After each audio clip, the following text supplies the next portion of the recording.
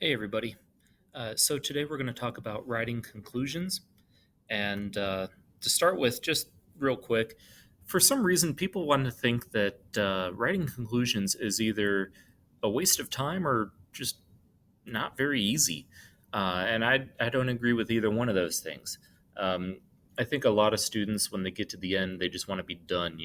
They procrastinated, they waited until the 11th hour to get their paper done, and now they see the finish line and they're just like, oh, I don't care, forget it, and they try to rush through the end. The problem with that is that your conclusion is the last impression that you can leave on your reader. It's the thing I'm going to remember the most clearly.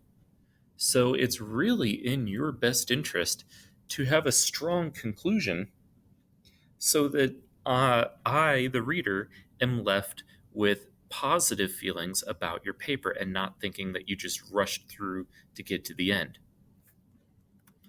So, the three main things that a conclusion should do is it should stress the importance of the thesis statement. Now, notice I didn't say copy and paste the thesis. A lot of students, they just want to copy and paste their thesis statement from their intro and put it in their conclusion. And that's not what I'm saying at all. You shouldn't do that. Instead, you want to look at your thesis statement, and if you were to reword that in a more succinct way or a more easily digestible way, how could you basically restate that without copying and pasting it? Um, you want to give your paper an overall sense of completeness. I should read your conclusion and feel like that's everything that you had to say on the topic laid out before me. And you want to leave a final impression, just like we talked about with your introductions, where you want to start off with a good first impression. Conclusions, you want to leave them with a strong leaving impression, a final impression. So, how do we do this? When we're brainstorming the conclusion, here are four steps. Step one, you want to identify two or three key words about your topic, about your overall essay. If you read through your essay, what are some words, two or three key words that stick out about your essay, about your topic? You also want to kind of think about a personal experience that you have or that the reader might have that might relate to these key words or the topic as a whole. Then you want to create some sort of sentence that bridges the gap between these key words and this overall general experience. And then, last but not least, you want to use one of the four models that we're going to talk about in this presentation. So, what does that look like? Well, here's an example. Let's say I'm talking about daylight savings time. Okay, the moving of the clock forward and backward an hour. Okay, now it may not seem like a big deal to you guys, but trust me, as an adult, uh, I hate it. I hate it a lot. So, what are some key words that I think of when I think of daylight savings time? Well, I think of frustration, fatigue, and having to adapt to the changing time. How can I relate that to my own personal life or the life of the reader? Well, it's a struggle, a yearly struggle to adapt to the changes, especially as a teacher. And then I see that look on my students' faces when the time changes, and especially in first period when all the students are just dragging because they're so exhausted. Okay?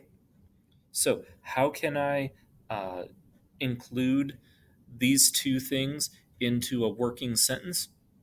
I could say, miserable students, tired teachers, and an abundance of loss of sleep in the general working class are just a few of the reasons why daylight savings should be abolished. And then I would conclude by using one of the models that are on this screen. Number one, echoing the introduction. Two, challenging the reader. Three, looking to the future. Or four, posing questions. So let's talk about each one of these real quick. So, echoing the introduction, this is also known as a bookend approach. In a bookend approach, basically, whatever you did in the intro, you want to do in the conclusion. So, when we talked about introductions, if you started with a surprising fact, you should end with another surprising fact, a different surprising fact that is relevant to the topic and relevant to the surprising fact that you started your paper with. Same thing with humor. If you started with a joke, end with a joke. Not the same one, but a different one. So look at your introduction list of things that you can do for introductions for attention getters and echo that same technique. Okay? Um, and you can read through this example, but basically, this example is talking about um, how Disneyland may have been built for children, but it brings out the child in adults. And then in my ending here, I said, but then I smiled to think that, and I, here we go, that at least for a day, I felt 10 years old again. Do you see how in my intro, I'm talking about how I feel like a kid again. And in my conclusion, even though it's worded differently, I feel like a kid again.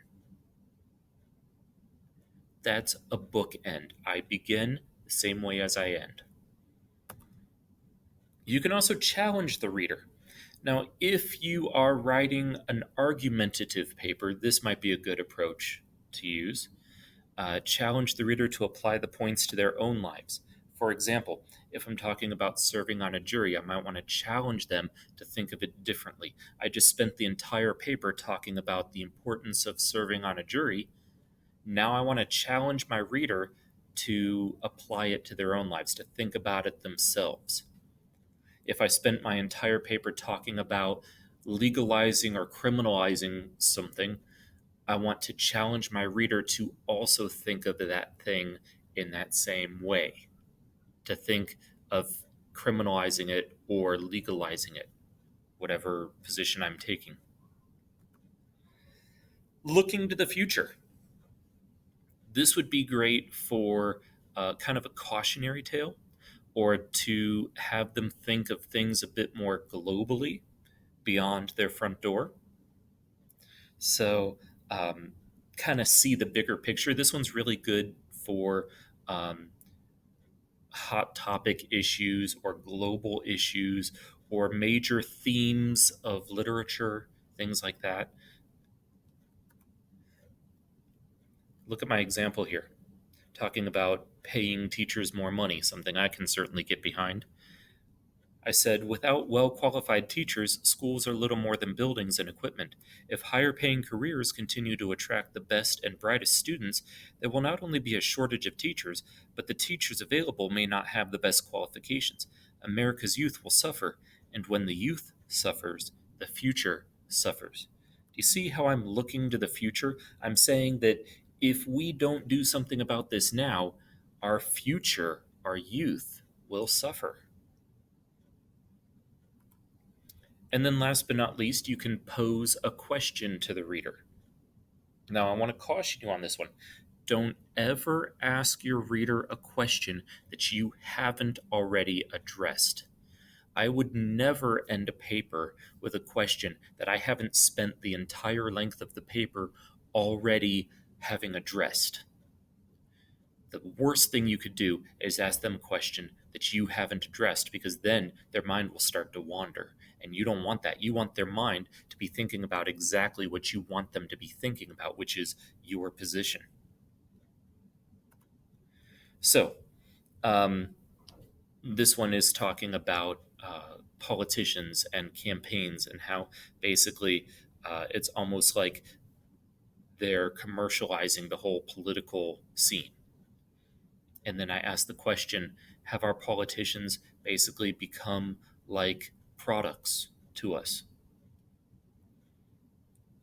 Just something to think about. And I would have spent my entire paper having already addressed that and answering that question. So, what does this all look like in the end? Combining steps 1 through 4 that I already talked about on slide 4,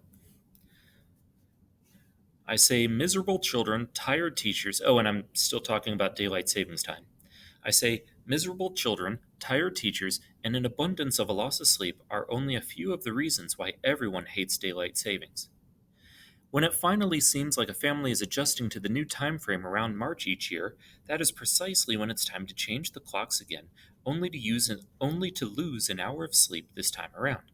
This vicious cycle, while arguably doesn't conserve energy, this vicious cycle, which arguably doesn't conserve energy, as is consistently presented, is much more of a burden than a benefit. So, really, does it serve a useful purpose in the modern era? And so, do you see what I've done here?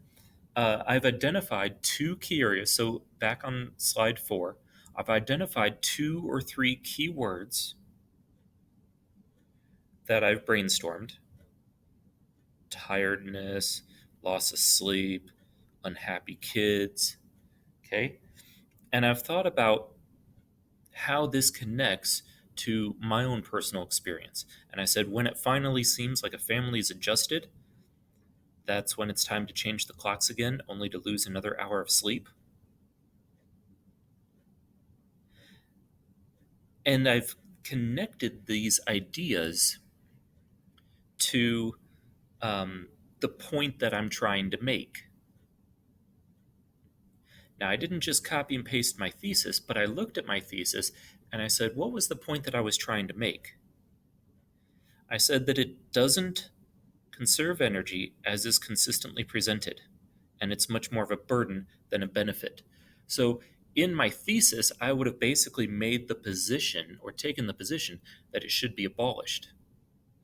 So, rather than just restating that, I re emphasized that it's a waste.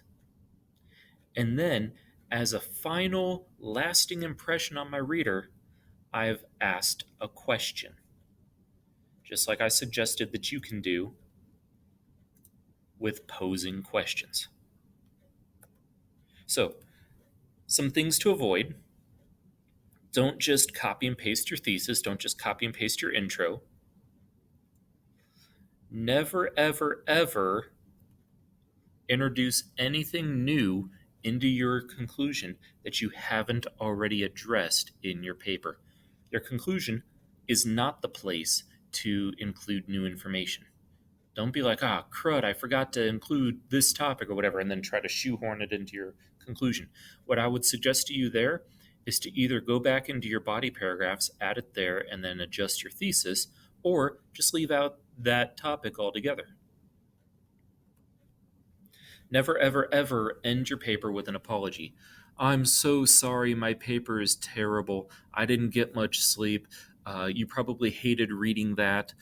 I'll do better next time. None of that, okay? For all you know, I thought your paper was great, but now that you've apologized for it, now I'm thinking, well, maybe I was wrong to think it was great, and now I better go back and regrade it and see what I missed.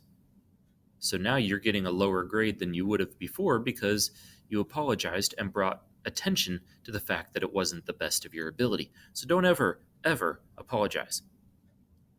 And for the love of everything that you hold dear, never, ever start your conclusion with the phrase, "in conclusion." Don't do it. It's stupid, it's boring, it's cliche, everybody does it, it's terrible, it's lazy writing. Never start your conclusion with "in conclusion" or anything similar. To sum up or finally or anything like that. Just don't, okay? I know it's your conclusion. I know it's your final point. You know why? Because it's the last paragraph in your paper. There's no more paper.